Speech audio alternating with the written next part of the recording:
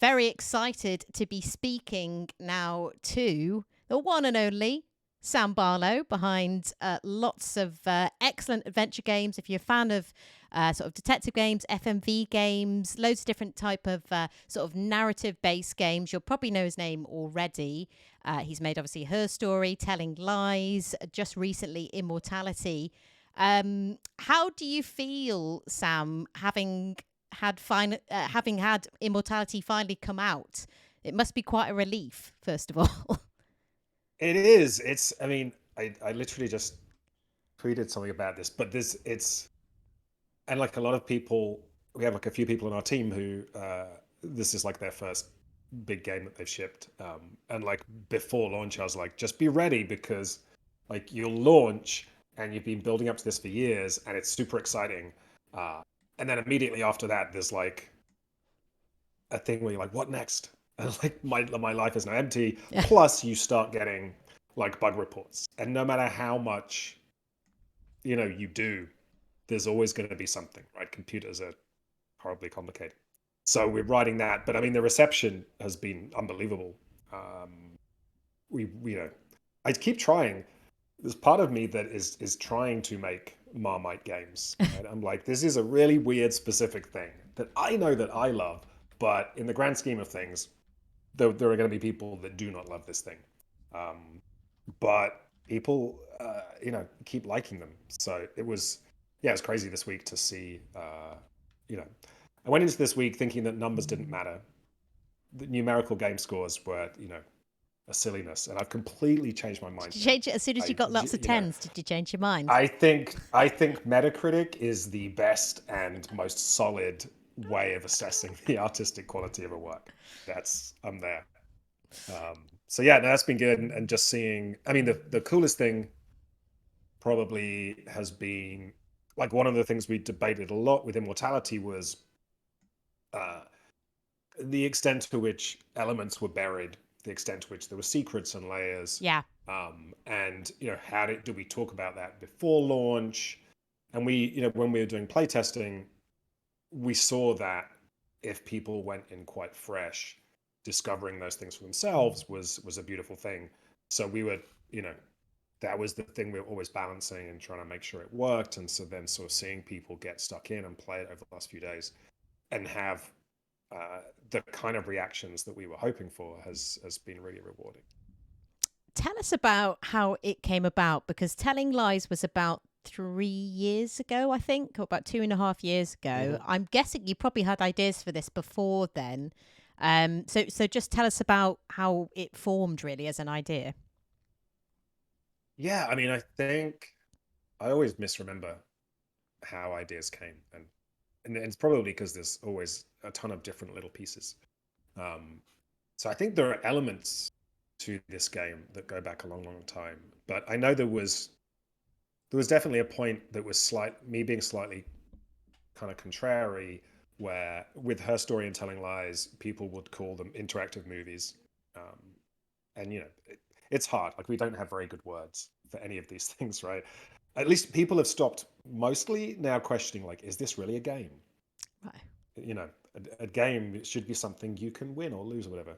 But interactive movie was always an interesting one to me because specifically like Her Story and Telling Lies, the way they worked, the way the story was told was not very movie like, right? If as someone that loves movies, when I think of movies, I think of the level of control that a director has. You sit in a room and they give you images in sequence, and that control and the editing of it all is kind of what makes movies special. Whereas, very deliberately on Telling Lies, the pacing, the setup was very different, right? The players have freedom to jump around as they wish. The pace of what you're seeing is much slower and more organic. People are just taking the time to kind of respond to each other. They're not in these kind of tight movie scenes. Um, so I think with this one, it was like, well, okay, if people are going to keep uh, calling these things interactive movies, let's actually think about movies and let's kind of tackle that. Um, and I feel like as well, because people have asked me this, I'm like, okay, where did the idea come from? like the years in which we were developing Telling Lies and shipping it was some very tumultuous years. I mean, they predate the pandemic, but everyone forgets now. Before the pandemic, stuff was not groovy, right? And when in making Telling Lies, which was attempting to dig into some kind of political questions during like Trump coming to power, was very surreal. That game dealt with some questions around law enforcement and the FBI, uh, and I tend to take quite a negative view of that stuff. But at that time, the FBI was suddenly going to be the heroes that were going to save us from Trump, and we're going to, they were going to be the ones that would look him up. So there was definitely the experience of making that game and it being really difficult being so close to what was happening in the world. And we had discussions around, well, would the characters in our story, if this is happening now, wouldn't they be talking about Trump, right? If these people are activists, 50% of what they're doing would probably be worrying about this. But we knew that if we tried to capture that, there's a very good chance we'd be out of date, right, by the time we Right. launched. Okay. Yeah. That events were just moving so quickly. Um, so coming out of that, I definitely was like, well, I want to give myself a break and do something that is very removed from that kind of story. Um, but there was definitely an element in my head of kind of living through those moments and looking and seeing people who were, doing the work to directly try and confront all these awful things happening in our world. And I'm here making video games Right. and Yeah. telling video game stories, right? So there was definitely some kind of thinking about what what is the point of all this, and it's something you're more conscious of working in video games. So I worked with a novelist on a game before Her Story that we worked on for 3 years that never came out. But I remember we would often have these conversations about the choice of what story to tell and where to tell it. And as a novelist, he could write a book, release it. It probably wasn't going to blow up and be seen by the whole world, right? Because unless you're, one of a handful of authors, generally, you're going to get small readership. But like his books were extremely well reviewed. The people that read them loved them. And for him, like writing a book was a very direct and pure way to engage with the audience, right? If someone reading his book was getting this pure hit of his imagination, whereas the game we were working on, we were very conscious that we were making compromises a lot. Like we Okay. had this big publisher, their big commercial expectations. You would have remits like there has to be 10 hours of visceral combat in this game. And we were trying to tell a story which made sense of those 10 hours of visceral combat and kind of owned it in a way that sort of story, made sense. It wasn't just gratuitous. But we knew that if the publisher had not come to us and said, you have to have 10 hours of visceral combat, Mm. that wouldn't have been the story we were telling. So we knew that we were kind of making compromises, but at the same time, we knew that had that game come out, it would have reached an audience of millions. But then you have this other point of his book, right? If an apocalypse happens and everything's destroyed, there's a good chance someone would find a copy of his book somewhere in a rubble heap and read it, and this story he's put out into the world would live beyond him. Whereas with a video game, even if you don't have an apocalypse, 10 years on, suddenly people can't play your game because it doesn't run on their system, or the graphics look outdated. So we were it was always interesting to us to think about, and try and be honest with ourselves of like, are we trying to tell these stories because we want to create something that will kind of live beyond us? Mm. Is it more important to actually connect to a larger number of people? How authentically us does this story need to be? And so I think as I was kind of thinking about this idea of, well, what if we made a game that was about cinema, that let us kind of deconstruct a movie in the way that Her Story deconstructed a detective game, thinking about how we could kind of explore these ideas around telling stories and living a creative life through that. that was kind of where everything sort of started to coalesce, I think, for Immortality. Is it important to you then, just touching on that, do you think it's to leave some kind of lasting impression, to have something that you can, to feel like you've contributed maybe to something?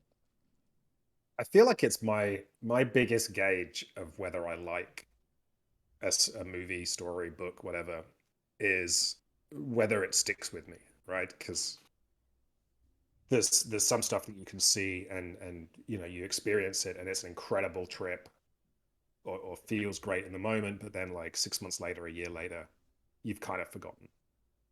And the stuff that I love is it's usually the stories that linger on in some way. Usually the stories that do not neatly resolve everything, so that I'm still kind of turning it over in my head.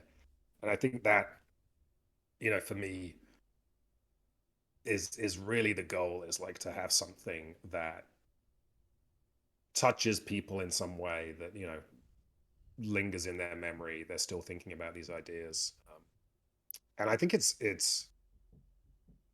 is one of the more interesting challenges in the kind of pop culture that we have right now, where everything, the big stuff is part of these larger franchises where they want you to just keep looking to the next one and kind of Yeah. keep on that. Whereas I remember I had a interesting discussion with a reasonably big name screenwriter who, at that point, this never happened, but at one point was brought in to try and adapt Her Story, Okay. uh, Oh, as I think a TV show.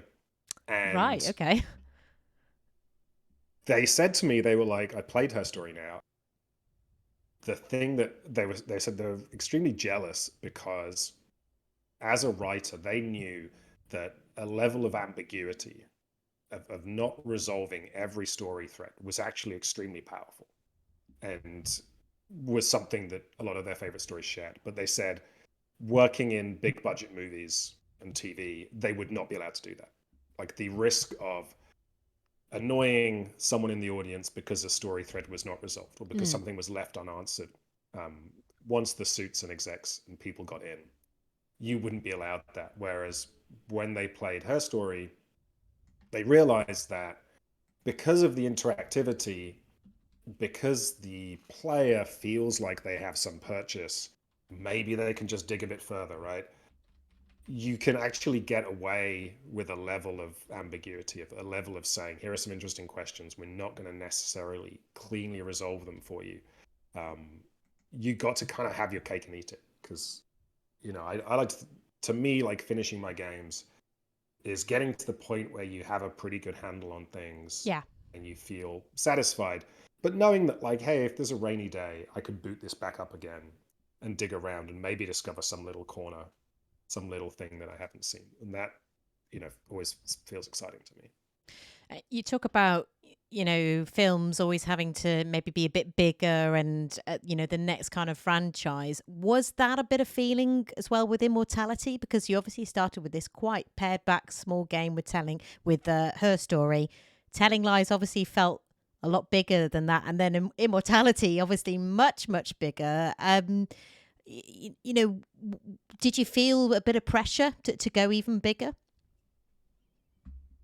I don't know if it's the pressure. I mean, definitely, I am painfully aware that, there's some phrase uh, about breaking out and having a hit, and you'll never make, not necessarily as much money, but you'll never be as profitable as you are with that first hit, right? Because, like, when I made Her Story, I mean, each game I've made, I've essentially tried to spend every penny that we have available on the thing.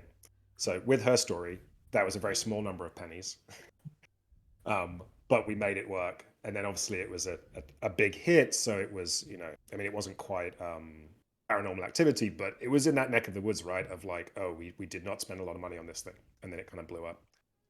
So, there is a weird balance of, when you have that success, you then have the ability to spend more money on the next one, and that allows you to explore different things. And there is, like you say, there's maybe an expectation that, oh, now we know who you are and what these things are. We're expecting you to go beyond.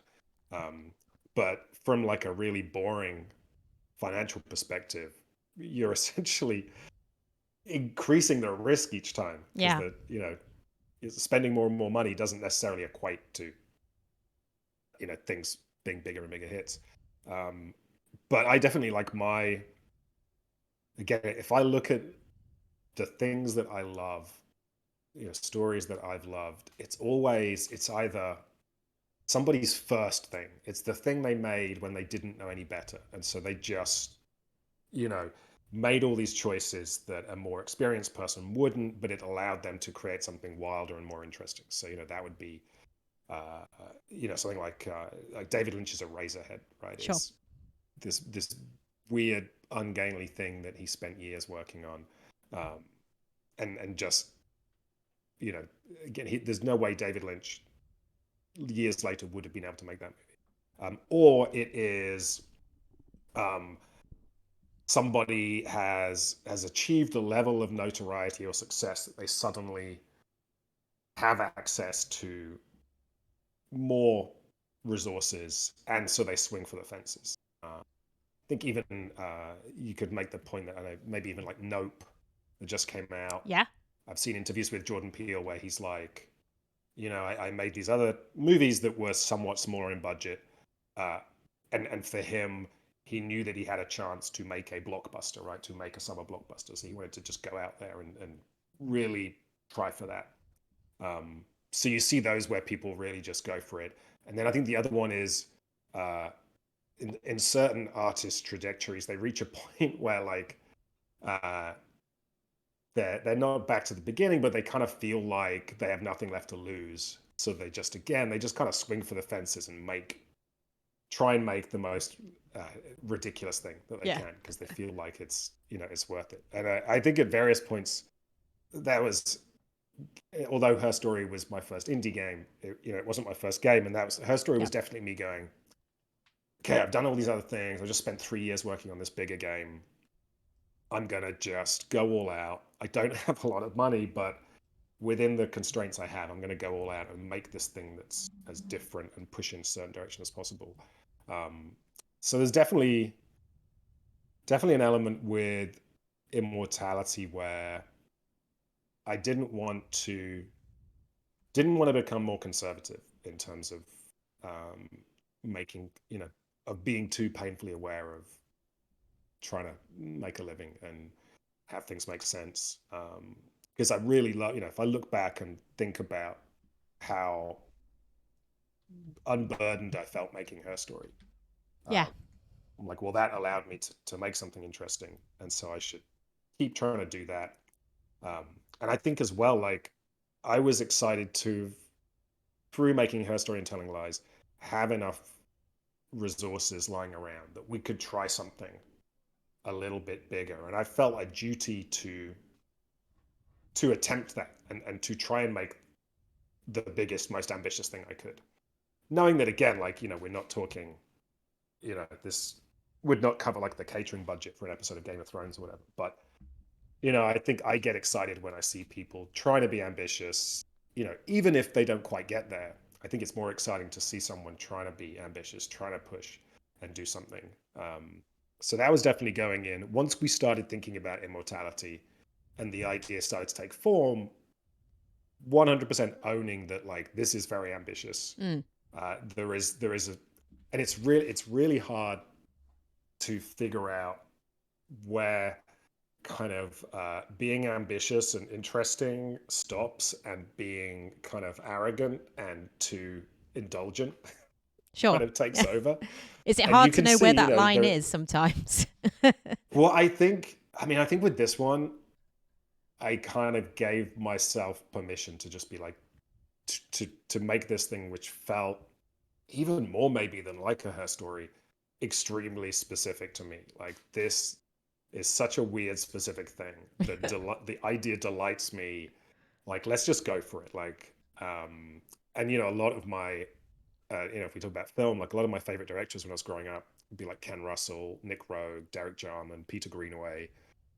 Definitely directors that if you look at what they did, you could possibly accuse them of being kind of indulgent or of having pushed things too far in certain places. But for me, like the messiness and the liveliness of their movies and how kind of just generous it felt to watch those things, um, that was kind of the goal.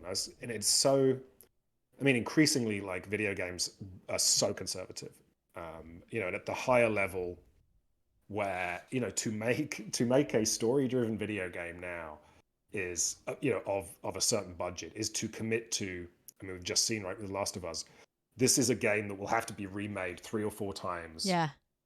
to to really justify the expense, and it will have to tick all of these boxes, and you can't shake the boat too much in terms of what you're doing mechanically.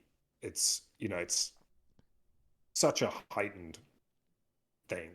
Um, and I think even on the indie side, because it's easy to just complain about AAA games being unadventurous, and kind of there are definitely moments and aspects to some of the bigger AAA games where they are being as inventive or as interesting. And I think it's you conversely, if you look at indies, it's possible to be more risk averse and to pick a genre and a specific thing, Mm. and kind of tweak within that, which again is completely valid thing. But for me, I'm like, I just want to see more games where it really feels like someone just went in a full on direction that Yeah. was very specific and unique and kind of tried for it. Um, so yeah, that was Immortality. It was, and I think all my projects in their own way have been ambitious, and there comes a point where you sort of lock in the scope, and that's usually before I've spoken to a line producer or somebody whose job it is to tell me, right? But so there comes a point where you kind of have to own it, and so I think with Immortality, it's like, okay, this is the scope of this thing. If I close my eyes, squint, I can imagine us pulling this off, but it's gonna be like a real, uh, yeah, everyone's gonna be having kind of kick ass to make that happen. Um, and even like there's an element to it where I'm conscious that I was probably making this game not under the influence of, but like aware of this general Marvel universe franchise stuff that's happening, right? This very mythic storytelling that is attempting to tell these huge kind of superhero stories. And there's definitely an element I love for a story to be self-contained. I love to just go and sit and watch a movie and have that be the whole experience, or read a book that takes me somewhere, or sit and play a game and I play it in 1 or 2 sessions, and then I'm like, oh my god, that was amazing, and maybe I want to go back and dig deeper. So I think there was an element with Immortality of trying to tell an epic, in some ways, like hidden in there's like an epic story in the opposite way to a Marvel movie. So rather than it Okay. being a thing that takes years and multiple movies and is exists as a franchise transmedia property, it was like, I want to have a little play at kind of telling a big story, um, in this kind of very different way. How do you even begin to plan and go about making a game like Immortality? How did it happen with the 3 films? Were you filming them different scenes for each bit at once, or how was it working? How did it all come about? Um, so the early days are like one of the joys of making Her Story after years of working uh, in a kind of more traditional video game world was giving myself permission to just spend time thinking and researching.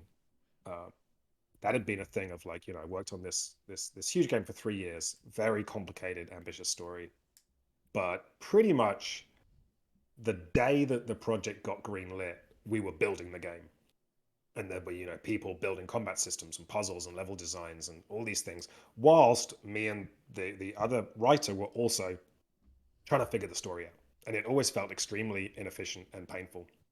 So when I made Her Story, of that small game, I spent over half the time just doing research, immersing myself in stories in that genre, research into police interview processes, reading historical transcripts, watching footage, and that's always like my kind of secret sauce of trying to pull off big complicated stories, is knowing that if I just spend enough time thinking and researching and just digging and becoming obsessive about aspects, I'm gonna absorb enough. Like there's gonna be enough nutrition in this meal that it's gonna work in some way, and that then allows us to end up with something that's quite structured. So we kind of have a good sense of all the thinking that's gone into all the little pieces and how each little piece works and what's important to capture in each little piece. Um, and then, yeah, then there's the shooting, which, yeah, in this case was extremely complicated. Each of the three movies here was its own production. So we at least kept those siloed Okay. um, as best we could. And I always try, um, and it's never possible to do this, but as best I can to do things like shoot chronologically. Okay. One of the advantages of how much thinking goes on before we even get to the script is that, when we cast our actors and start talking to them, pretty much any question they have has an answer. And we can get quite deep into the backstory of everything. We can get quite deep into, well, in this scene, what happened just before it, what's about to happen. Like, everyone has a very good understanding of the bigger picture so that you can then kind of let the actors be quite free in just exploring and kind of getting stuck in. Um, but yeah, and the way we shoot is always extremely different to how most things are shot.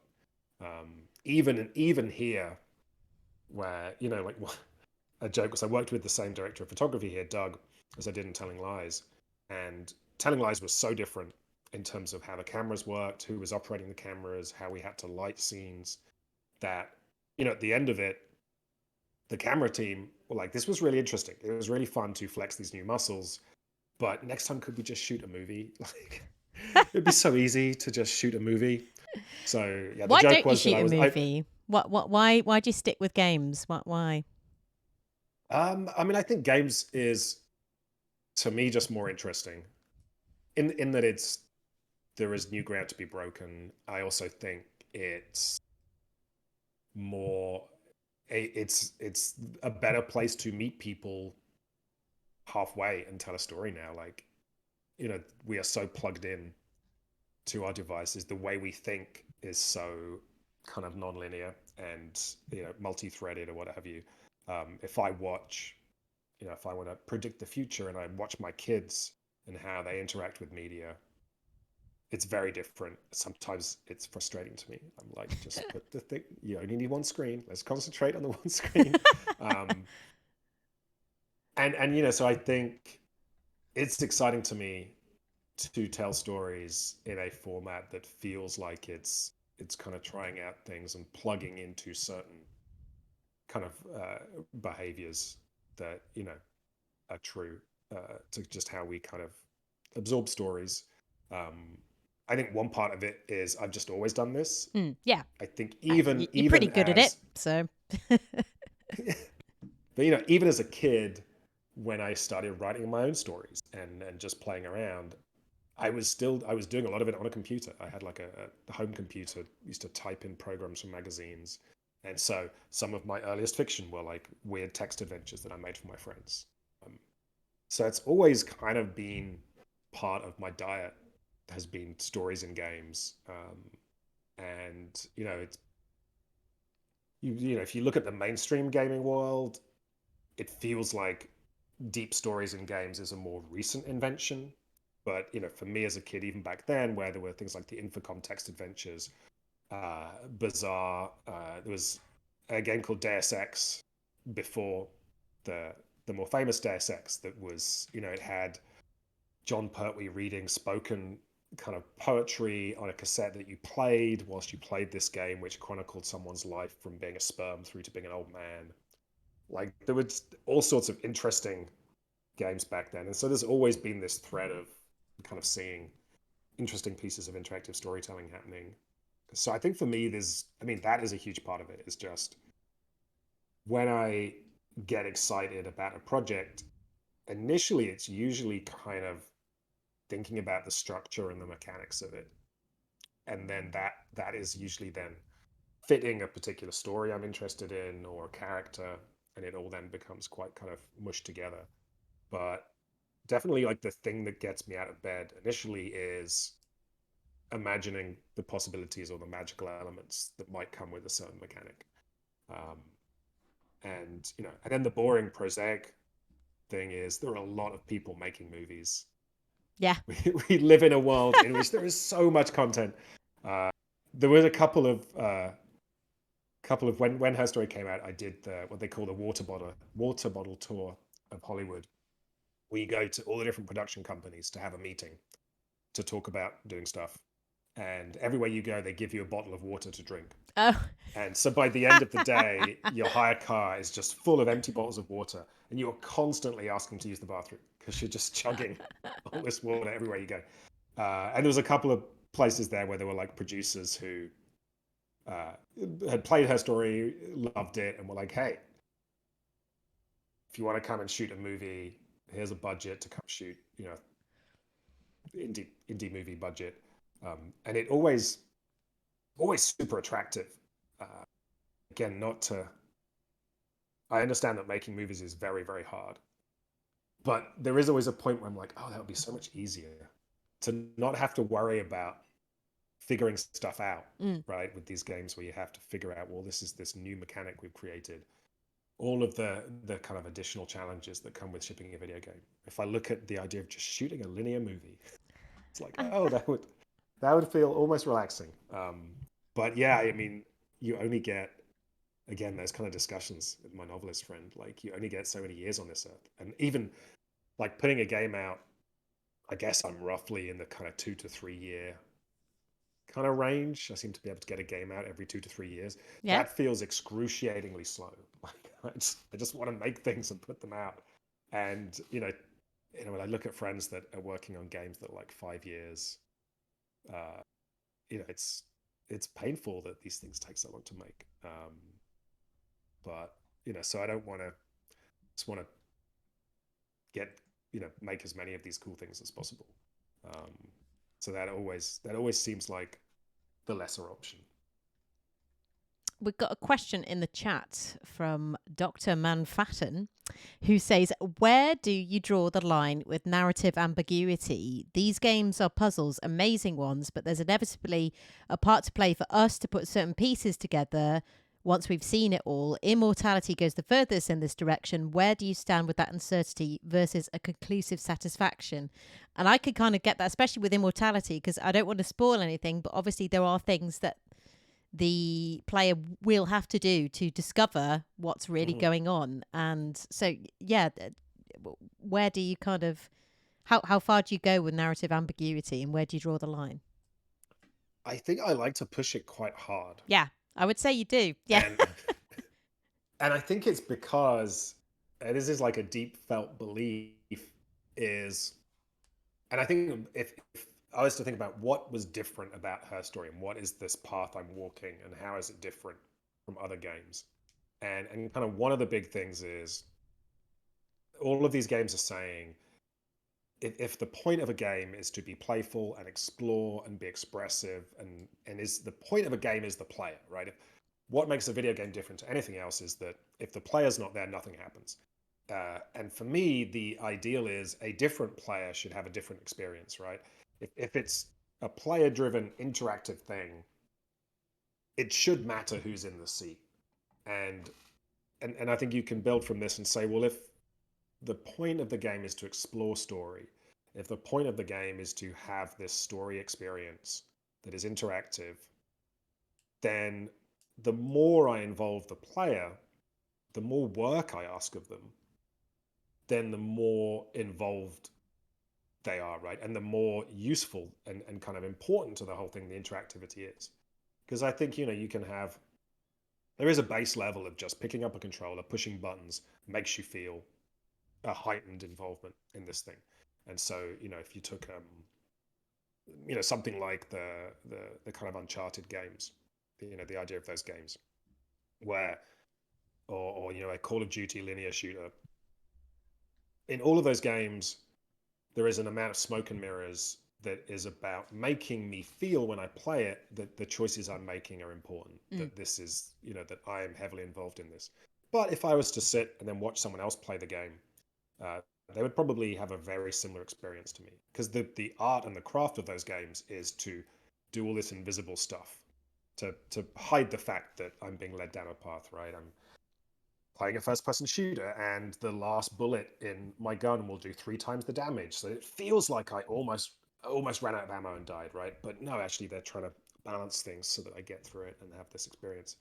And so for me, the kind of theory that I tried to test with Her Story was, if I take elements out of this narrative, if I put more on you, the player, to have to figure things out, will that actually feel more intimate and more involving? Will that story that you're getting out feel more specific to you and more involving? And I think kind of Her Story gave me the confidence that that was a thing that was true. I think the line I would draw, or at least that I try and draw, is I think there's something about the idea of generosity and freedom that I think, if I'm taking something away, if I'm saying you're going to have to work harder for this story, I think I have to give something back. And I think what I try and do is have that be the freedom and the generosity. So when you're playing these games, you're like, holy shit, there is a lot of stuff. And there's not really a massive impediment to you finding stuff. It's not gated. Like if I play Phoenix Wright and I get stuck, that's it. The entire thing grinds to a halt. Yeah. And I have to figure out the thing to keep going. Whereas playing any of my games, you might be digging a particular thread. If you kind of feel like you're, in a dead end, you can kind of jump over and click other things and type other things and still uncover and discover things and feel like there's just all these exciting things happening, um, which I think is a balance, very different game. But something like Zelda Breath of the Wild, for me, was such a beautiful take on the open world game, because it said, here, we're going to give you all this freedom and choice. We're going to create some friction, like just climbing a mountain, especially if there's a thunderstorm, is a challenge. But within this world, there is so much to see and do. It's so much genuine delight and generosity in that world. Just the existing in the world is pleasurable, that it kind of beautifully offsets that. And the one we talk about a lot when we're making this game was an author I love, Gene Wolfe. And so Gene Wolfe writes probably the best, or at least the best, most famous examples of this kind of thing. But he writes these narratives that do have secrets and puzzles to them, and you will read them. So if you read the Book of the New Sun, thousands of pages, it's like 4 volumes, all the way to the end. When I read the Book of the New Sun, I got to the end and I was like, okay, I'm not really sure what just happened, but I have some like feelings and some vibes, and I have a confidence that something did happen. Like I believe that Gene Wolfe knows what happened. And then you see Gene Wolfe talking, and he'll say he expects people to read his books 2 or 3 times. These are books designed to be reread if you want to kind of understand them and uncover them. And there are extreme examples of this in his books. Like there's one line in the Book of the Long Sun, one line in thousands of pages, and this one line is like a clue to understanding the puzzle. And if you miss that one line, you might miss the key that unlocks this puzzle. And so I love these books. And I was going to say, it sounds a lot like your games. The kind of reading them and knowing there's stuff happening and having this sense of magical, interesting, secret things happening is really cool. But I just don't, in 2022, have the time to reread a whole book 3 times. And so I think what I'm trying to do is, because of the interactivity, because you have the ability to jump around, to revisit, to kind of, to some extent, organize and sort, I'm trying to give you the tools and a structure that makes it a little bit easier Yeah. to be obsessive about this kind of Gene Wolf thing. Because, there are amazing, wikis and websites for people who've spent their lives trying to figure out these Gene Wolf books and digging into them. And you have that. Reminds me, there was a great piece actually directly comparing the Dark Souls games or the From Software games to Gene Wolfe's novels. It was Oh, like, you have these communities of people following these extremely obscure pieces of lore to put this bigger picture together, yeah. right? Very kind of similar thing of like the community coming together to crack these things. And I guess what I try and err towards is having this be something that's a little bit more approachable for an individual if they want to get obsessive to kind of dig into things. You don't quite have the same expectations, but it's definitely a balance, because I think, if something is not secret enough or hidden enough, or is not, if you're not having to use your imagination to bring this stuff into existence, then you're not getting the richness of that. So it's definitely a balance. And I think I tweeted about this when I was playing Elden Ring, whilst we were like finishing this game off, and I'm playing Elden Ring, and because I'm too old now, I'm not like I to me still, even like looking at guides and things feels slightly like cheating.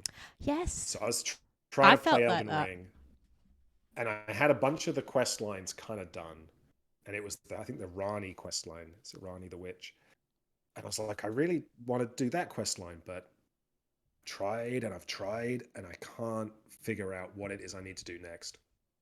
And I was like, I just haven't got the time. I'm trying to ship this video game. So I did look on an FAQ. I did look on a guide.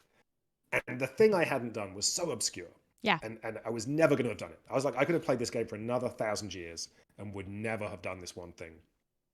And so I was like, it's amazing to see.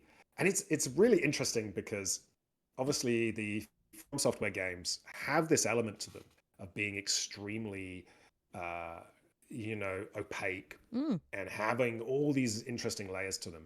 But because most of the time you're running around hitting things with a sword, I feel like people kind of get that, right? If I remember there was one, like a weird village somewhere on the map, and I was pretty sure there was something there that was going to trigger something.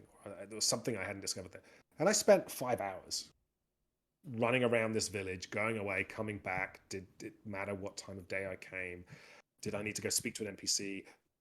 Making sure I'd been into every little corner, fighting every little thing.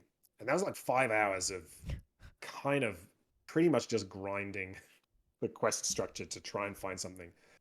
And then when you get to my games, it's an interesting balance, because you're not running around hitting things with swords. It's all very, it's a different type of gameplay.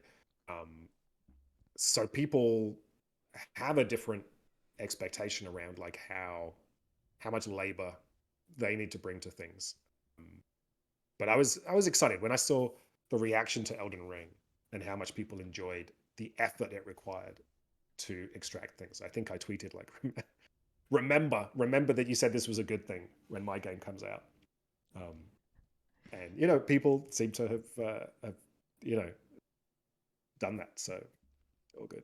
I mean, that is a fair point. I didn't really think about that in the because I'm a big sort of From Software fan as well, and just in this, I did also feel a bit like that playing when I first started. The first one I played was Bloodborne, and I just felt like I was cheating, having to look things up. But you genuinely aren't going to know, what you're doing otherwise. But as you say, it's kind of interesting thinking of that comparison of people don't seem to mind that as much with that, whereas I guess with a game that is just story based, people don't want to maybe be led so much, but they want to have that kind of balance. And I do think you've done it pretty well, though. I do think it works. There's enough of a tease in the games. For example, I mean, not giving anything away here, but in Immortality, and I think you do this with other games as well, you use kind of audio quite well to try and signpost a little bit that Mm. someone might want to check something out here and there's a little bit more going on. um That's yeah. That, I mean, that goes directly, and we talked a lot about Metroid Yeah. on Immortality, because again, like I'm always going back to the Nintendo games when I think about the stuff I'm doing, because for me, it's always about the game feel and the freedom as well. Like, when I was growing up, people would think of Nintendo games as being the games for kids. But I think genuinely there's other games that frequently have the most respect for their players. And, ask, even like a Mario game, like the skill ceiling in a Mario game is obscene, right? Like if it allows you to become so proficient and do things that no one else would do. Um, but like Metroid, I'm a huge fan of Metroid. And structurally, I'm always thinking about, a Metroid game kind of begins once you've won the game. Like you'll get to the end of a Metroid game and you'll only have like 30% completion. Yeah. And you'll have kind of at that point got the lay of the land, but there'll be whole little bits and pieces and pockets of stuff, and you'll have seen things you couldn't quite get to. And then when you've won it, then you really kind of get to kind of interesting chunky bits of trying to find the little secret corners. And if you want to really 100% it, then you're kind of hunting down stuff. And there are a lot of interesting, in Metroid Prime, there was an audio cue that was associated with there being a hidden item in a room you were in. And it was in the grand scheme of things subtle, but it was something that you just never, on that first run, you maybe would have heard it subconsciously or dismissed it. And then, there comes a point when you're kind of treasure hunting, where you're really now honing in on these audio cues and using that to guide yourself around the environment. But that's always like the most interesting thing to try kind of anticipate and figure out is that kind of structure. We talked again with the kind of idea of how difficult things are, or at least, like, I'm always surprised at how much people want 100% things. Mm.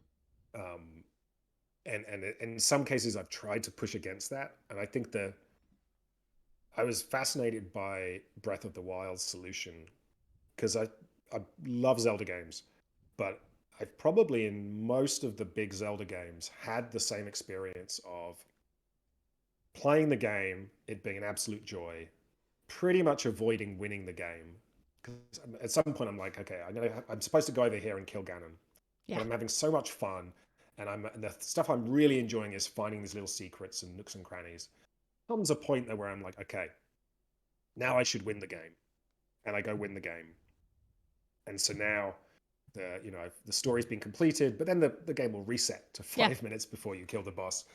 And then there's usually a period of kind of diminishing returns where finding the last 5 golden spiders or whatever, it starts to get trickier and it starts to become less fun. And I think the beautiful thing with Breath of the Wild was, I think it's the first time Nintendo has kind of owned this, but all of they kind of went with Breath of the Wild. There's so much, there are so many little secrets. Don't bother trying to get them all. And then I think there was somebody that found every single little leaf dude, and the reward was a golden piece of poop, right? Which was Nintendo saying, like, that's it. This is the hollow victory that you've been seeking. But I loved, as a player, that realization with Breath of the Wild of like, look, just if you're enjoying yourself, keep exploring. If there's stuff you want to find, go find it. But like, I never felt the obligation in that game to quite suck it dry in the way that I had others. And so I think, we've tried, especially with Immortality, there's a bunch of weird and interesting little secret corners. And I love the idea that someone might find something that their friends haven't necessarily, and they can kind of swap notes, and everyone has this little sense of the cool little secret corners that they've discovered. So that was something we were kind of trying to figure out.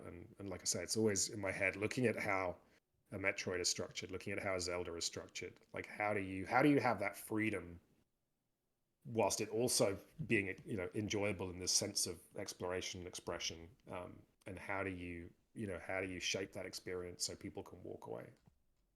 I think that kind of answers a question we had in chat from Lurking Salt, but I'll sort of read it out anyway. They were just asking, how did you leverage quality of life features to help with discovering new clips, 100% completion against making it feel like a real search through the footage? I mean, there are some bits and pieces. So the logic of like this was an interesting one because we have this core mechanic where you're teleporting essentially between clips, and on one hand, it's incredibly player centric because you can stop any piece of footage anywhere and choose what to click on. So you have that huge level of control and agency there. But when you click on it, the game then decides where it's going to go. And this was really important and interesting to us because we wanted to have the magic of the cinematic cut. It didn't want to feel kind of prosaic or boring. So we wanted there to be an element of like RNG, an element of surprise where you teleport into something new. But there's a lot of logic in that. This, if we were trying to be, if we were trying to pitch someone, we would, call it our AI director or something. It is a bunch of algorithms and logic and math, but it's trying to pick an interesting place to take you, and it has like a bunch of priorities in terms of like aesthetically creating a decent cut, in terms of following threads that the player might currently be kind of digging into, and there is a priority in there that's like someone's been playing for a really long time. It does try and help, like it does try and lead you to interesting discoveries and stuff. So we Okay. have a So little the bit, game will do that, will it? yeah. So there is a little bit of stuff in there where the game is going to try and make things not be super super difficult. Okay. But it was really interesting to me to think about, again, like in a traditional video game, like random numbers are such a key part of it, right? If I play, take an obvious example, if I play like Diablo, the fact that the loot drops are random makes them exciting. The fact that I get a 1 in 1,000 sword drop makes that sword super special. And it's definitely an element of video games that we're totally fine with when it comes to those elements, right? We understand when it comes to RPGs and loot drops, there is RNG. We understand that if I'm playing Fire Emblem and I swing my sword, there is some random number which determines whether or not my swing will connect. If we didn't have that, it wouldn't feel quite as dangerous and exciting, right? It would feel a little bit more kind of robotic. So I was really interested with this game to have that element of randomness, but still, like I say, it's paired with a level of choice and expressivity that you have in making those choices, and there is all this logic, and it's kind of, I mean, if it works, should feel a little bit like a dance between you and the game, right? It's like all of those kind of party games where everyone works together, like Consequences, right? Where you draw a little bit of a picture and then you pass it along, someone else draws another bit of a picture.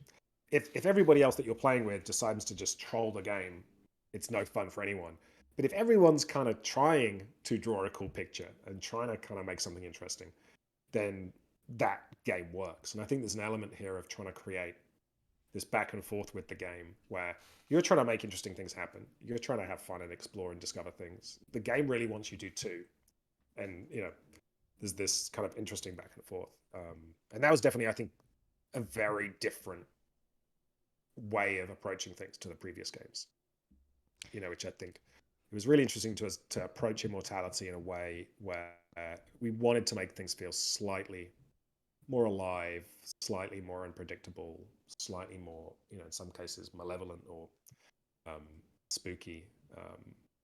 And I think Mike Bithell, who made Thomas Was Alone, I think he did a really cool review of Her Story where he talks about the design, and what he liked about the design was he talked about the detective genre, and he said a lot of people had tried to make a kind of perfect simulated detective game, and he likened it to a shooting game where you might give people all the control over the shooting mechanics, to make them feel like they're shooting a gun and that they're a soldier. But what he thought Her Story was doing was we gave people the freedom to use the gun wherever they wanted, but we gave them a broken gun. It was like a gun that didn't quite work, which kind of reduced some of the scope that you see as a problem in more traditional detective games, but still gave people this kind of freedom and pleasure. And I think if I think of Immortality as giving people a teleport gun that is slightly out of control, right? Like that's exciting. Like if I had a button that I could press, it would teleport me somewhere, and I could give it some kind of idea, but I would still be surprised. That would be exciting. So that's definitely kind of where things sit with Immortality. Like I say, I think there's an element of wanting, if you find a weird little thing, to feel a little bit like, well, oh, maybe only I saw that, or maybe other people will not have chanced across this, which is a thing I felt playing a huge, generous game like Zelda and Breath of the Wild. Sometimes I would discover a weird little nook in the world, and I'd be like, I feel like I'm the only person that's found this because I wandered off down this strange little path. So that element, I think, is important to me.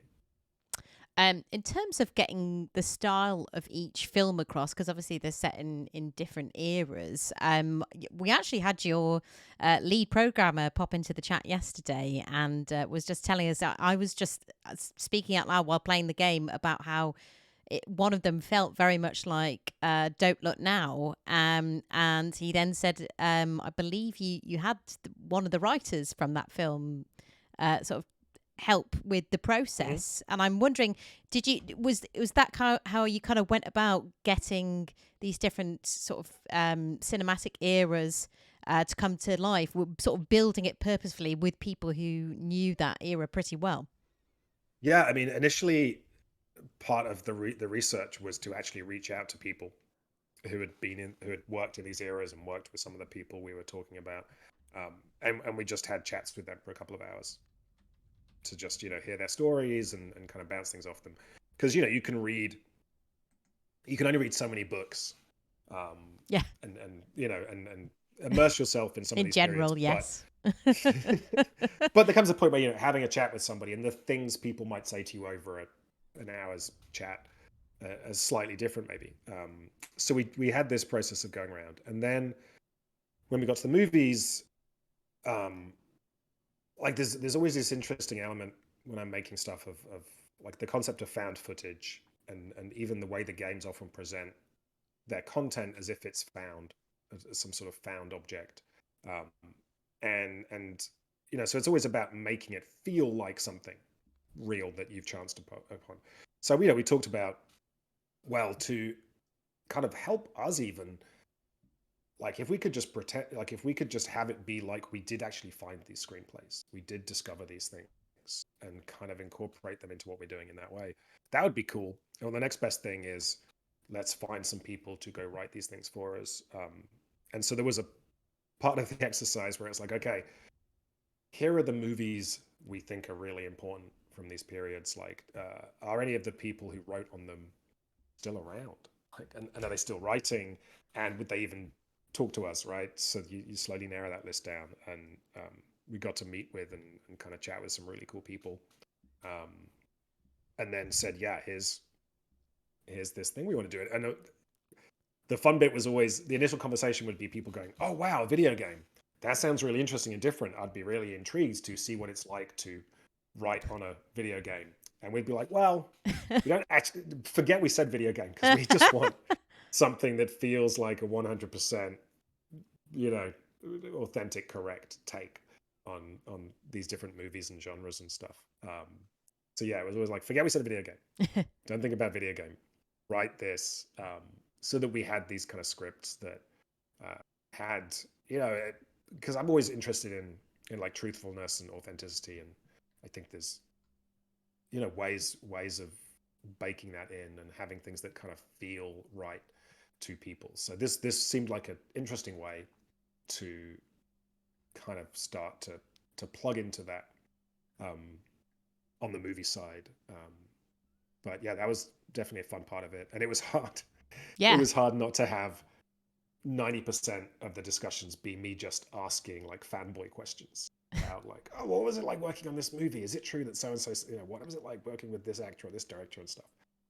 And actually just focus on the task at hand. But We had an earlier question in the chat as well. What was your involvement with the directing upon directing? Because it gets quite, I guess it gets quite meta. Oh, there was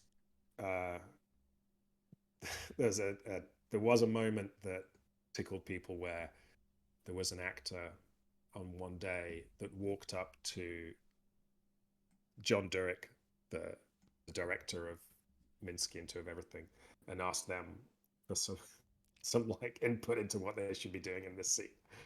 And they were like, "Oh no, I'm this director in the story. You want to be going over there?" It was. I mean, it was. Yeah, I don't like to pull the curtain back too much, but there were definitely interesting challenges of just like how do you, if you have scenes where people are shouting action and cut, the person who is operating the camera has so much muscle memory that when someone says cut, they instinctively wait a second and then kill the camera. Yeah. So figuring out like how do we not have that happen, and it did. Like not a lot, but there were moments where it was just like, oh shit, sorry, I just cut. You yelled cut, and I cut.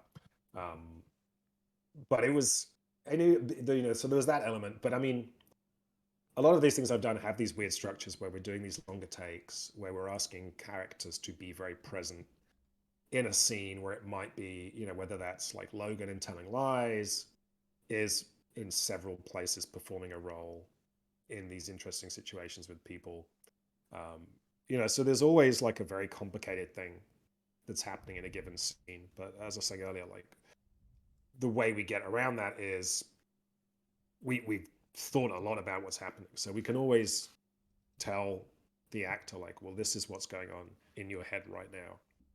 These are the things leading into this scene. And that's kind of the beautiful thing, because then you will get some of that deeper story coming out just through a look, right? Or through a glance, or just through a vibe that the actor carries into a scene.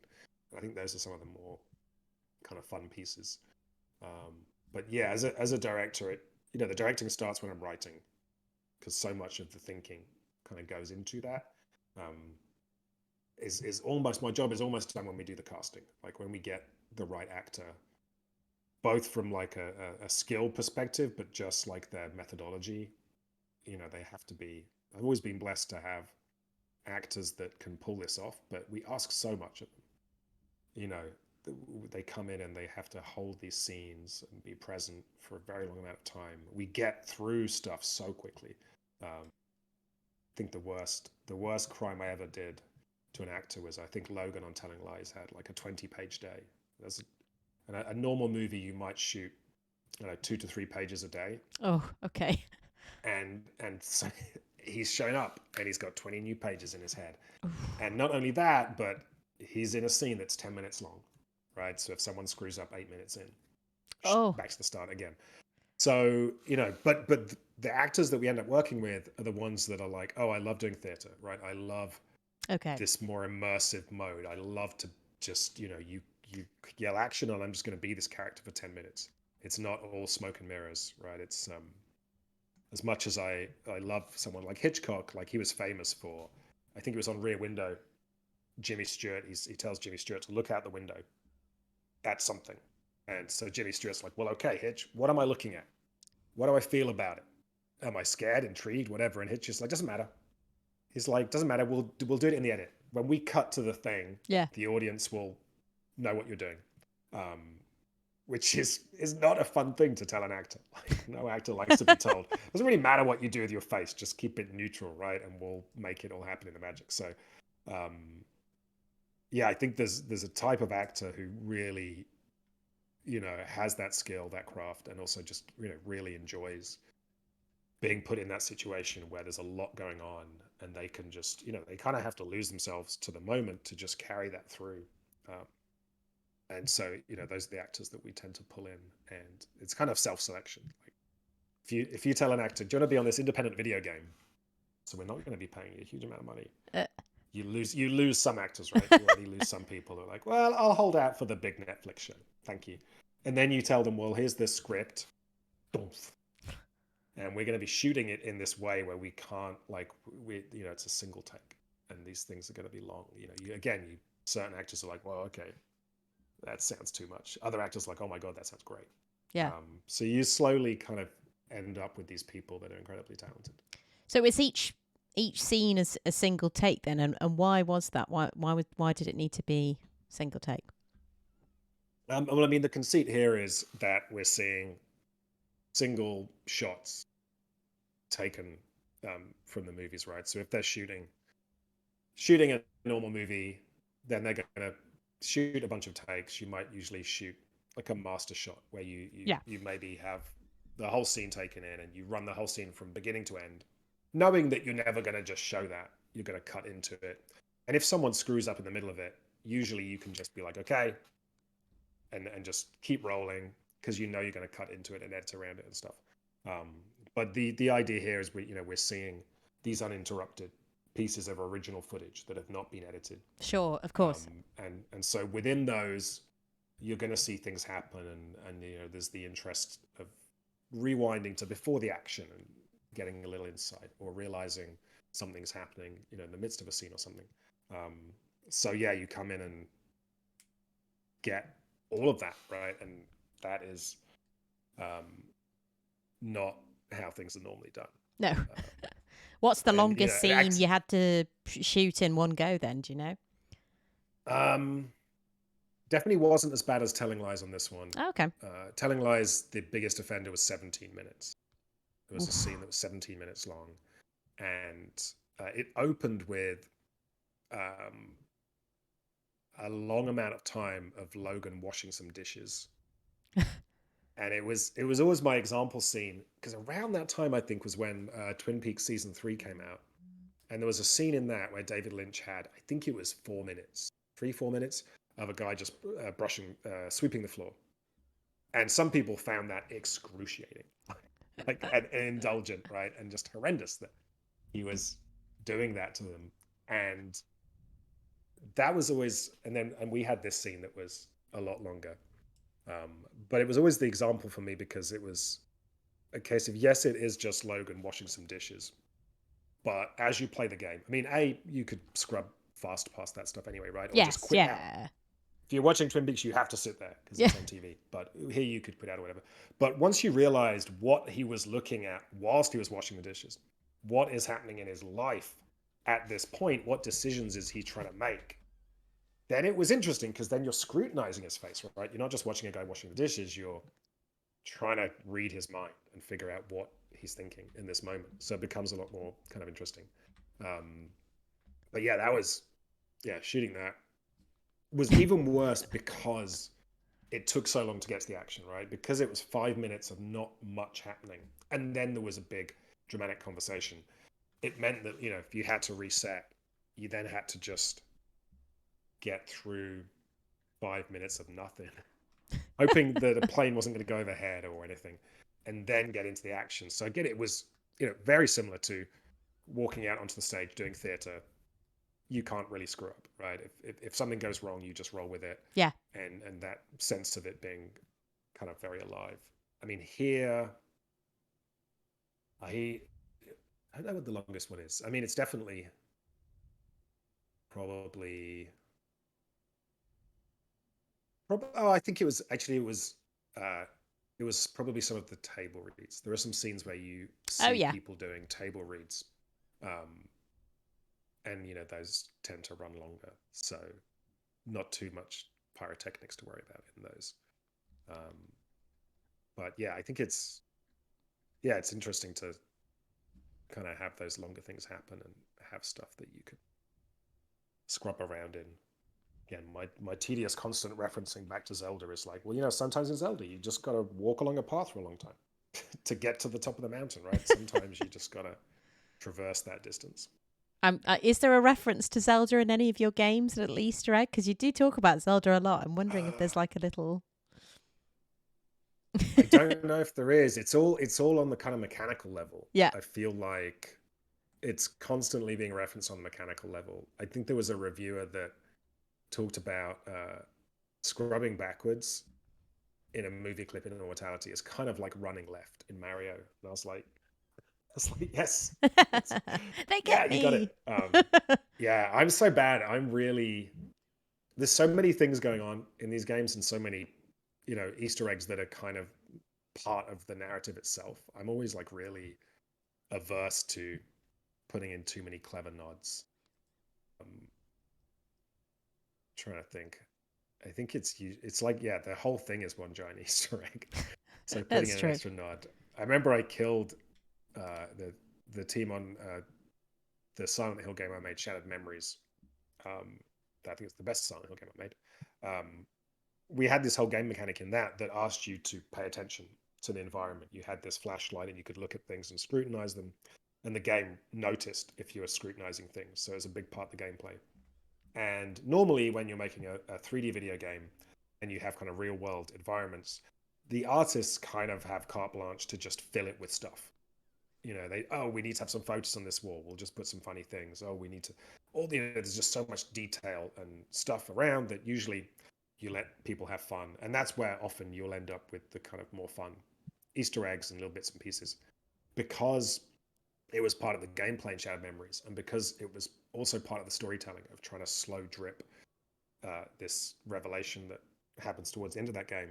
We had a rule on that project that every piece of environment art and detail had to actually go through the story team, and had to. We made it easy. We had a list of like image systems in the game, and it was like, if you want to put something in, if you want to put a cute little thing, it can't be, a reference to your favorite other video game or an Easter egg for a Marvel character or something. It has to be something that actually ties into this larger story. Okay. Which I guess is similar to how these other games I've made have come out, in that, all those little details are thoughtful and placed in such a way that you're not necessarily noticing them all, but when you do notice things, kind of adds up. There's this kind of additive effect. We've got a question in the chat from Lost Train Dude, who says, what are your daily tools of the trade when you're not actually shooting footage for your games? So game engines, design software, things like that. So we made this game in Unity engine. It's very hard to pick an engine these days because they all have their pros and cons, and making video games is just so painfully hard that you're never gonna have an engine that does everything you want it to do in the way you expect it to do. So, building the games day to day is in Unity. When it comes to, and like I do a lot, I tell people I work on paper and encourage people with all of these projects. Like Immortality, we spent a year, maybe a year and a bit, working just on paper, like not really messing around with a game engine too much, doing all this research and planning and outlining and thinking. It's not necessarily on paper. A lot of it is in Google Sheets and text documents, as well as occasionally noodling things on paper. But it's basically just lots of thinking and writing and organizing. I'm like a big fan of giving myself simple exercises to force me to do the work. So that might be, as basic as, I have an idea for how the scene might play out, but I got to write 20 ways it could play out. So I'm forcing myself to get to the non-obvious version of that scene. So, a lot of times I'll do work in like a real bare bones text editor, so I'm not getting distracted and I'm just kind of working there. When it comes to writing the scripts, I use a wonderful piece of software called Fade In, which is just better than all the expensive fancy screenwriting software. Just crashes less and does nice things, and the developer will add features when you ask them. And usually we end up writing kind of mini tools that become very useful. That would be, in the case of something like Her Story, I had a tool that would take the game script and figure out like how interconnected things were, because the mechanic of that game was searching words. That allowed me to basically keep iterating on the script to make the gameplay balance better, to kind of make sure everything was connected. There weren't scenes that were too hard to find, etc. In the case of Immortality, we had this cool tool that would take the screenplay, suck in the screenplay, and then create a bunch of clips that were basically just the dialogue popping up on screen with a relative cadence that made sense. And then if there was a character that entered or a prop or something that was mentioned in the script, that would appear as a box on screen. So you kind of could play the game very loosely and imagine, oh, this is what it will feel like to scrub through this, and then have this character walk on screen and be like, oh, who's this character? And I click on them. So we always have like these little tools that are pulling in scripts and things and allowing us to kind of prototype very crudely the gameplay. And I think all these games, we've had like a text version of the game that is, to me at least, quite playable. Because obviously, if you go and shoot 50 days worth of live action, you kind of need to have a sense that the script you've written is going to work, right? So, Yeah. yeah, those are the go-tos. Yeah, Okay. just so many spreadsheets, lots of text documents. Not really much. I remember when I started Her Story and I didn't quite know how it was going to work. I remember thinking I need to get a really good piece of flowchart software to like figure out how Yeah. this thing could work. And very quickly I realized like that was not going to be fun. Like it had to be more procedural and more kind of systemic. Um, so I never got myself a good piece of flowchart software. But yeah, lots of writing things down.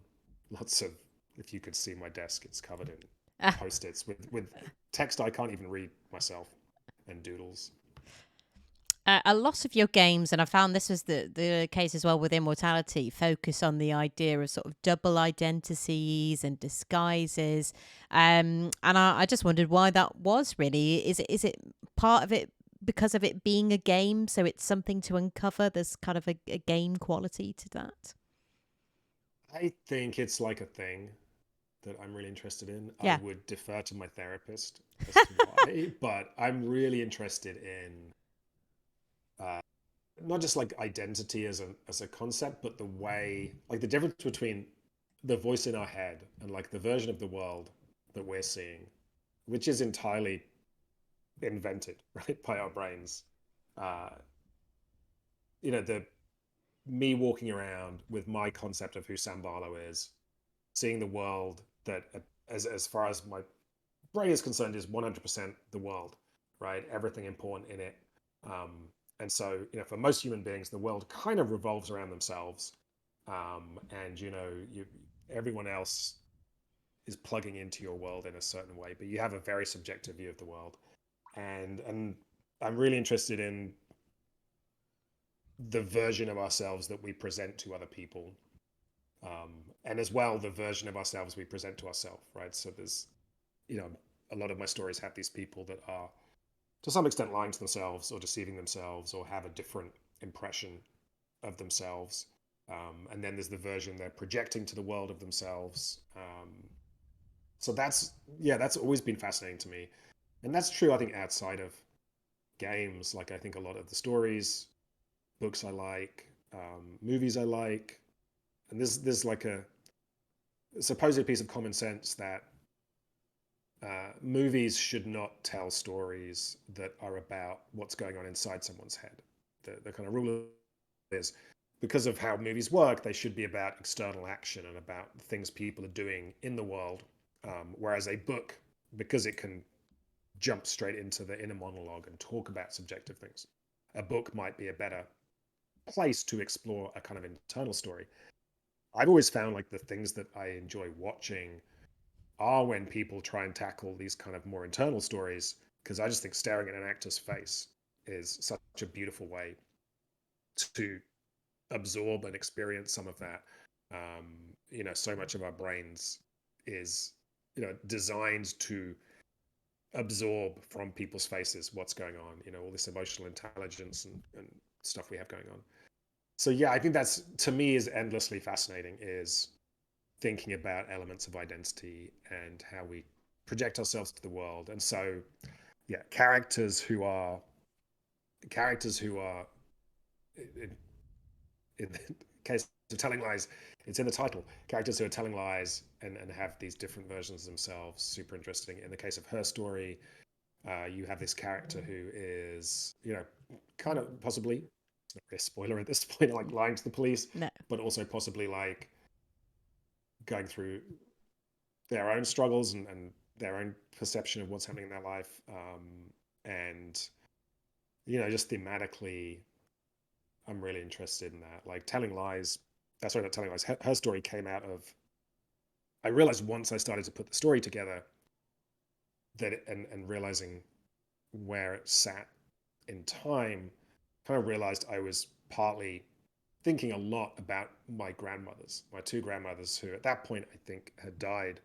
And when I'm sat there writing this story about this woman essentially giving her life story to the camera and the player is interrogating it, I was like, this is, all of the stories that my grandmothers had about their lives. Like, I would love to be able to do her story on them, and became really aware of, like, when I thought about my grandparents' lives, the extent to which uh, just historically they had so few options about the kinds of roles that they could perform as kind of working class women at the kind of middle of the 20th century. So a lot of the kind of thematically, a lot of the stuff in her story about um, the kind of different personas and ways that someone might act and the expectations around them and their role in a family and things, kind of was really exploring that, which is fascinating to me. And so obviously, yeah, in Immortality, I mean, just working with actors and storytellers, it's amazing to me how much the fiction does change things. If an actor is performing a role for any length of time, they will inevitably incorporate some of that into themselves, or vice versa. The extent to which, if you're a writer and you're sat inside spending most of the day thinking about made up people, there becomes a point where the made up people are as real or as important to what's going on in your head as other people. And, so all these are kind of things that I endlessly return to. It's definitely a thing. David in the chat has asked, is there a fiction you would love to bring to life in a game, or maybe a game franchise you wish you could remake or revive? Kind of two separate questions there, but yeah. Yeah, I did enough IP stuff in my early days. Yeah, I guess you did a lot of almost Silent Hill. feel excited. And even and it was a rate, like I did a Serious Sam game. I did a motorbike game called Crusty Demons, which was based on a successful video series by a group of motocross people. We did the Ghost Rider movie game, which was hilarious because I went into it and I take things very seriously. And so for me, making the Ghost Rider movie game was as important as anything else I could have been making at that time. And so when we got the gig, I went away and I read every single issue of the Ghost Rider comic. Okay. Over a short period of time. You're that type of person, I can see. And came back, was like, okay, I now understand Ghost Rider. And then we had a call with the Marvel writer who was assigned to write the game for us. And I started asking them some questions or saying some things about Ghost Rider. And they said something like, I won't quote them directly. Yeah. I've never read any of those. It doesn't really matter. It's just a flaming skull on a motorbike, right? They were like, that's the character. I was like, no. I read the fans, the people, I read everything. And then obviously getting to work on Silent Hill was incredible. That was, at the time, unbelievable because, really at that point in time, this is what, 2005-ish, we started talking about it, I think. 2005, 2006. If you wanted to tell a serious story in video games, if you wanted to create a game that was allowed to upset or to kind of push back against the player a little bit, it kind of had to be a horror game. I think at that point, horror games, and particularly say Silent Hill, people allowed for the game screwing with the player a little bit. There's a beautiful piece in the start of Silent Hill 2, which kind of recalls Stalker and a bunch of other things, where the start of the game, you walk along this foggy path, and it makes you do it for, I can't remember now, but let's say 5 minutes. Just run along this foggy path for 5 minutes to give you the sense that you're becoming lost in this place, Yeah. to force you to kind of slow your, to just get in the zone. And any other game, the producer publisher would have come in and gone, this is boring. We put some monsters in, make something happen, have something crash, explode, whatever. But so it was a real joy to get to be doing Silent Hill, because all of that, we got all of that when we were doing, especially Shattered Memories, and we were trying to be a little bit different with that game. All the feedback we'd get from the kind of execs would be, you know, oh, you need to put more of this in. There needs to be more guns. Why haven't you got guns in this? Why can't you shoot the enemies? Oh, you need like to put some puzzles where there's some keys and you have to walk across the whole level to find the other key, because that's how games work. And we were kind of protected from that, because we would go, guys, I know, but this is Silent Hill. And they're like, yeah, you're right. Silent Hill's supposed to be boring and depressing, whatever. So yeah, I loved getting to work on that. Obviously, it's also the other side of the knife is that you have a fan base and you have expectations, which I completely understand. So I know games IP. I have gone on record as saying that I have ideas for a very different take on Metroid that I think would be fun, but I wouldn't want to touch Zelda. I'm like, they know what they're doing. I would. I don't know if I could make a Zelda. Like, just keep doing this amazing thing you do. So yeah, I think Sam game Barlow wise. does Zelda. If I ever see that as a headline, I'll be like, Well, what? do you know what, the Legacy of Kain game that we were working on for 3 years? They made us come up with an X statement.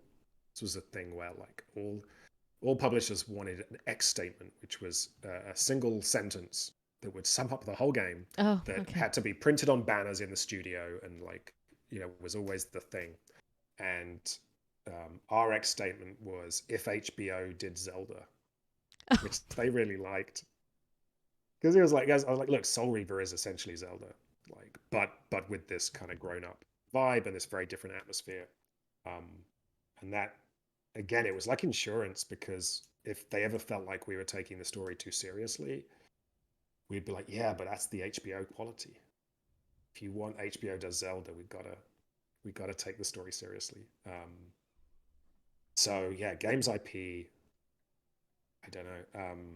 Yeah, I got burned through not actually getting to ship my Legacy of Kain game. So I don't know. I think, yeah, maybe a weird Metroid game, if I could get away with it, I would do in such a way that I wouldn't irreparably harm one of my favorite franchises. And then I think outside of games, I would love. This one makes no commercial sense, and we kind of, it's to some extent, Immortality is doing this already. But there's a J.G. Ballard book called The Atrocity Exhibition, which is somewhere in between his more avant-garde stuff and his more kind of readable mainstream things. But it's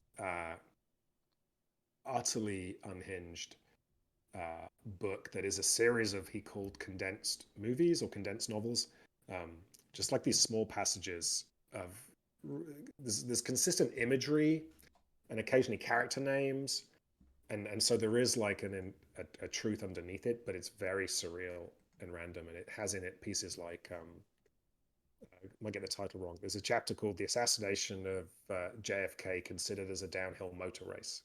Um, it's like it really digs into like the kind of the collision of celebrity and violence and like the 20th century, and is very fun.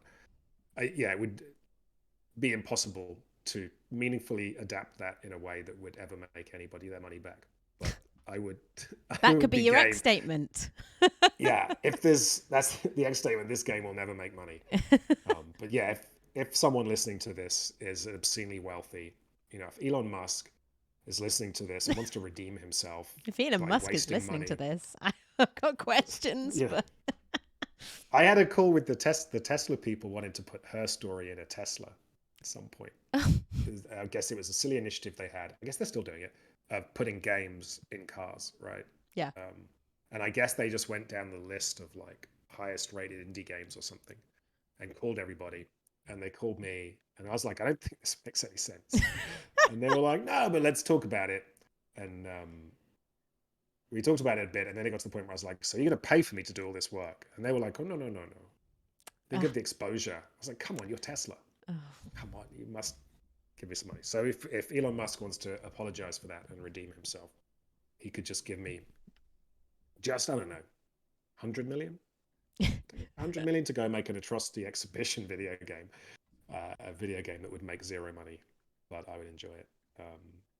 Yeah, I don't know. That's, again, I mean, I talked a lot about Gene Wolfe in this call. I have a deal with Inkle, who made 80 Days and Yeah, Heaven's I love Vault them. and some marvelous stuff. Big fans And of them. we're both fans of Gene Wolfe, and I think our deal was that they would get to adapt the Book of the New Sun, and I would adapt the Book of the Long Sun. So, we didn't want to fight over it. No. We kind of pre-agreed in advance. Again, when Elon Musk comes calling and says, "Here's the money to go adapt these incredibly ambitious, dense fantasy novels," I would get to do Long Sun. So I can't even imagine what that game would look like, but there's so much going on in those worlds that would be kind of a fun thing. Yeah, that'd be it. It'd be pulling in some JG Ballard, something like that. We almost made a Silent Hill game that was heavily inspired by JG Ballard. We never actually started working on it, but it was one of those projects that was just about to get greenlit, and everyone was very excited. And the greenlight meeting was happening over Christmas, so we all went away over Christmas and came back to hear if it had been greenlit. And from memory, I think it was like, it's going to happen, it's going to happen, it's going to happen, it's going to happen, it's going to happen. And then they went to Japan, and the pitch happened, and then the response was, "Oh, sorry, Kojima is making a Silent Hill game." We're like, "Oh, crap. Okay, that's not going to happen then." No. Oh, I can. Yeah, that must have been pretty difficult to deal with, especially after Christmas as well. But I guess it's the nature I've of. had worse Christmases. Yeah, I've fair had enough. worse It's the nature of Christmases. I the was on a games team industry. where we were all told that our jobs were on the line because a particular game we were working on had the publisher had gone bankrupt or something, and Christmas Eve was the day we were going to find out if we still had our jobs. Oh gosh. That is working in the games industry. Oh, lovely, lovely industry. Nikki asks, I think I kind of know the answer to this, but will the movies, obviously in Immortality, ever be made available in full? But I guess not, because they were never shot in full, were they? They were only shot as the... Yeah, I mean, I think roughly speaking, you kind of have everything from all three movies, but some of it might be, rehearsals or read-throughs, little bits like that. I'm sure some enterprising individual is going to take it upon themselves and create the YouTube cut. Yes. And have some fun with that, which is the weirdest thing. Like, it's just like the relationship between game makers and just the whole larger ecosystem of streaming is such a strange thing. And movie people just can't understand it when they're like, "So hang on a minute, people are playing your game for free, and people can just watch," and you're like, "Yeah, that's kind of how it works with games." They're like, that's weird. Yeah, they wouldn't like that. I mean, kind of, but it's a thing, and we're kind of there now. But yeah, I think I'd be intrigued. I guess there's like there's a crude version you could do, but maybe there's a more artful version. Like, there's a guy who did a recut, a re-edit of Eyes Wide Shut, in an attempt. So there's a theory with Eyes Wide Shut.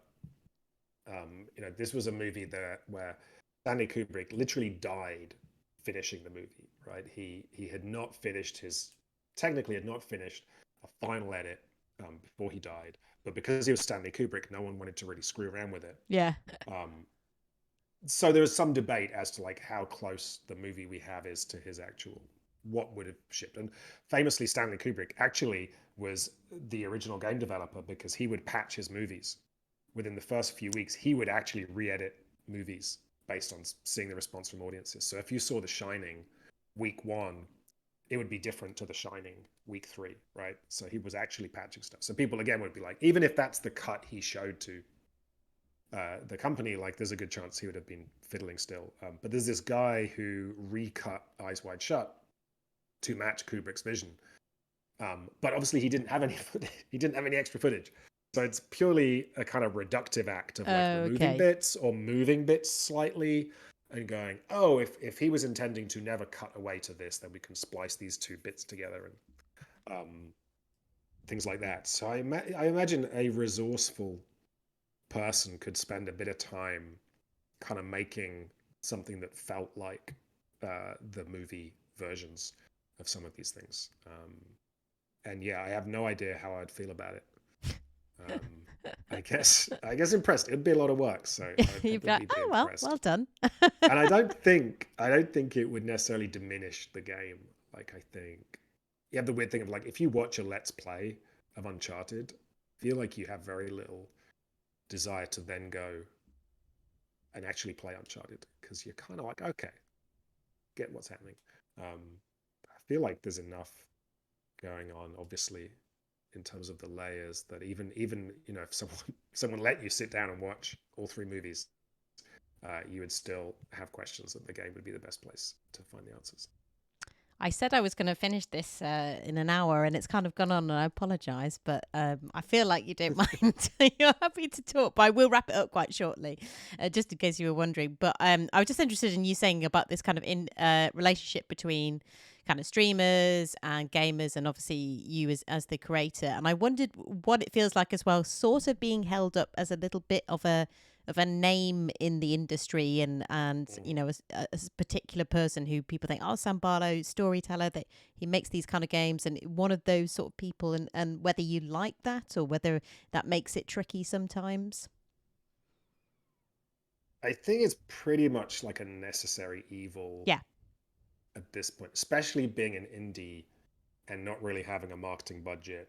Um, that what other than saying like I made and worked on these games that you liked, it's I don't think you can just let the game rest on its own right. I think there is even it's the way movies are sold, it's the way books are sold, it's the way music is sold. There's you try and pin it on someone, and I think in games, I mean, when I was working for the bigger publishers, I was a strong advocate for doing some version of our own kind of auteur theory, but it was purely because at that point, if you wanted to take story seriously in a game, the only way you could do that was to be the boss, right? Like if you were a Ken Levine or a Hideo Kojima, you were the director and you were making your story, and you would get to then, make decisions about design and the story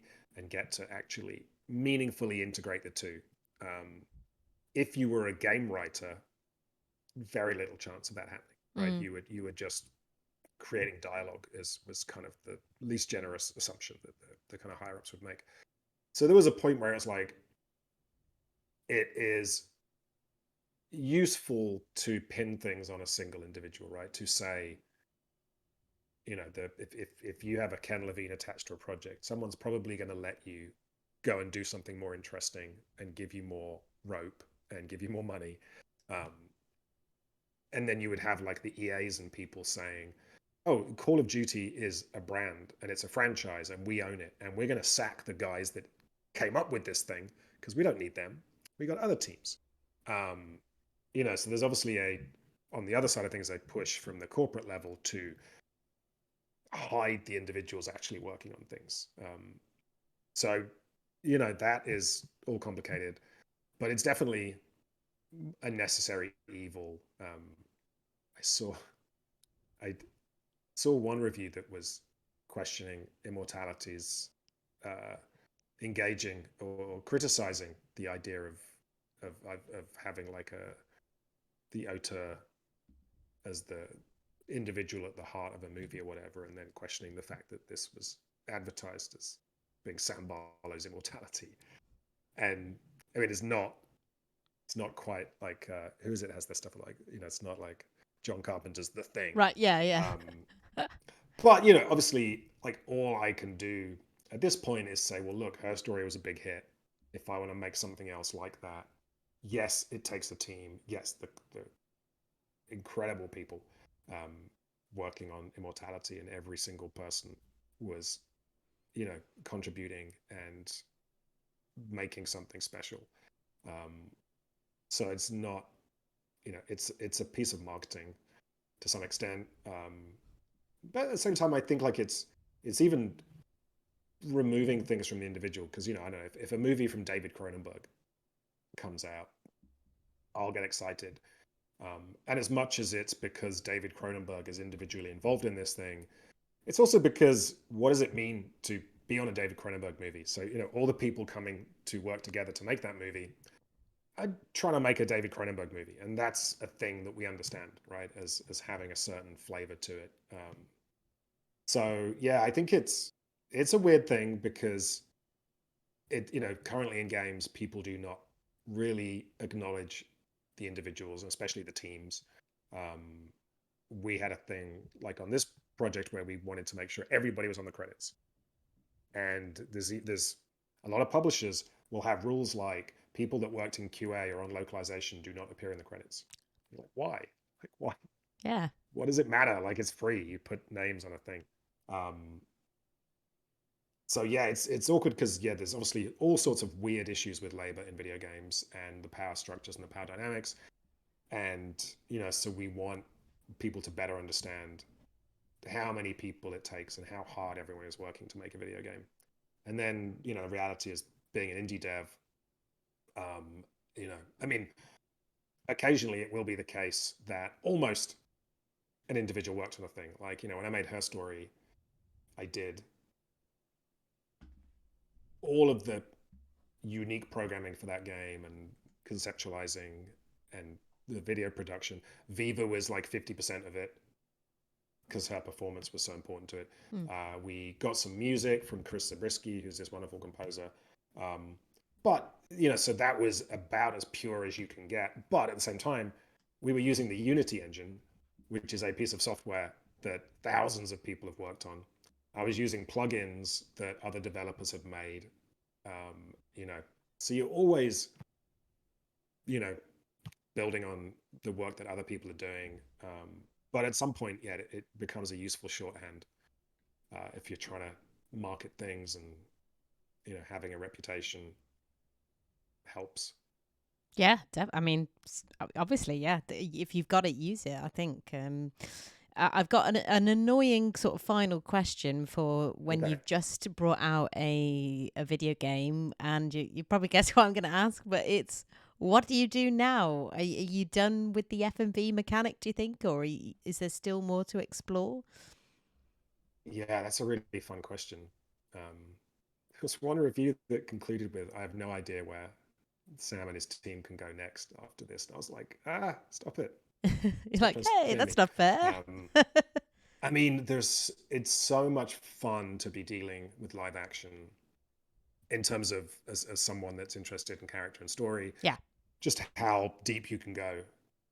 Whereas, the frustrations I used to have working with performance capture and CGI, and just the sheer effort required to get to a certain level, um, always felt kind of not wasteful, but like it felt like a real kind of first world luxury that we're, getting a team of animators in China to spend 3 months to make this character's face look like it did on the video that we shot yeah, of them, right.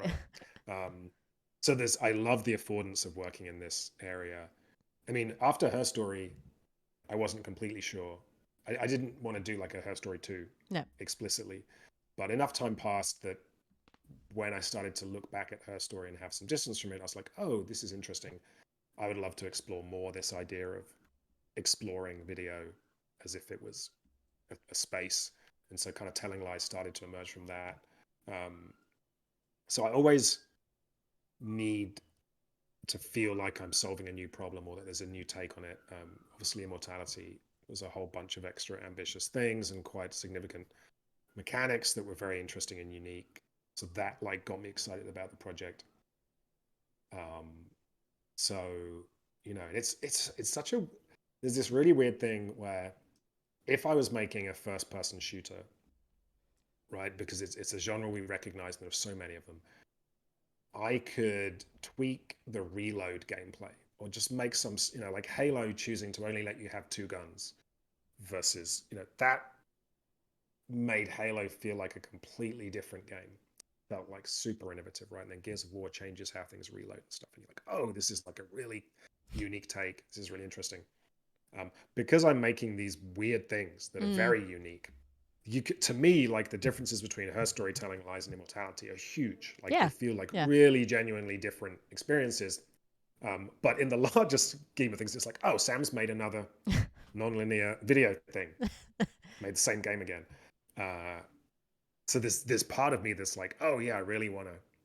We almost last year almost made a big, expensive 3D game. That didn't quite happen in the end, but we almost kicked that off, and that would have been really interesting because it was. I almost like my experience of working on Legacy of Kain and that being cancelled, of having kind of worked through the Silent Hill games. I definitely have a love hate with traditional games. And I'll always do this thing where at the end of the year, I'm on like a couple of juries. And so they'll send me every game that came out that year. And so I'll pick out the big AAA games I haven't played and I'll sit down and play them. And it's always like a real love hate thing where I'm like, oh, this is neat that they're doing this. And I'm like, but they're still doing this. Yeah. It's still like this specific game mechanic in exactly the same way. I'm still having to push this ladder to climb this thing, to push a block, to whatever. So part of me there in playing those is like, I really want to go make one of these games. I really want to go make one of these games so I can do the things that I think should be done. So that would, yeah, I don't know. It's hard. I'm also bad at like, as we've discussed, like tend to be quite focused and obsessive on things. So I would never. I don't know if I could do the thing where you like have 2 or 3 projects running and have more of a overview that allows you to expand. I kind of tend to want the thing I'm making to be the biggest, best, most exciting thing. But yeah, it's weird because it definitely chafes when it's like, oh, Sam's the guy that just makes the video games that I kind of do the video thing. I'm like, no, I mean, I made a lot of other things Yeah, and exactly. Yeah. have ideas. So part of me wants to push back against that, but it's also like we're still trying to make this moment happen. We're still trying to push through and have this weird collision between TV, movies, games kind of happen. And people keep coming at it. And usually when they come at it from the movie side, it's not brilliant. And, I think on the game side coming in it, we have a few advantages in terms of thinking more about interactivity, having the game engines that allow us to do slightly more interesting things. But I would just love to somehow kind of break through and tap into that, because I think the amount of gameplay that is in just a normal streaming app now, right? Like if I boot up Netflix, I can waste 40 minutes just looking at movies, scrolling around, clicking on things, and it's all personalized. It's all very clever. It's got dynamic thumbnails so that I see a thumbnail that they think is going to make me want to watch the movie. It's like a very kind of addictive, fun experience. But then when you click the movie, you just get the movie and it's the same movie. And I'm like, oh, I'd love to inject some of the dynamism and some of the sense of it being alive from something like Immortality into that world. So, but it's as everything is, right? It's contingent on the business case, on the technology. You can have as many exciting creative ideas as you want, but if they can't understand it from a how do we make more money perspective, and is this even possible on a television or whatever, but it feels people keep trying to make that happen. So kind of hanging around in this zone, trying to push from here and say, this is what I think is in an interactive movie should be. Yeah. That's the best I can do. I think you've done a pretty good job of it so far, I have to say, and congrats again on the game, because it, so far I've only played about 4 or 5 hours of it, but enjoying it a lot. It's really interesting. I'm gonna now go back to it and play it and leave you to have a lovely rest of your afternoon. But thank you so much for talking to us for so long as well. I really appreciate just Likewise. hearing more about it. For taking the time to listen and ask fun questions. No problem at all. And yeah, Elon, if you're listening, maybe Yeah, be we're great. gonna make you zero money. If you want a tax write-off, I think that games is a wonderful place for people to do kind of tax write-offs and money laundering. If you need to move a large amount of money through and show no profit, come to me for my JG Ballard game. Great. Could launder that money together. That's a great way to end the interview. Right, brilliant. Thank you so much, Sam. Genuinely, really, really appreciate it. And yeah, looking forward to what more I can discover in Immortality. Cool. Enjoy it. Thank you. Cheers. Thanks. Bye. Bye.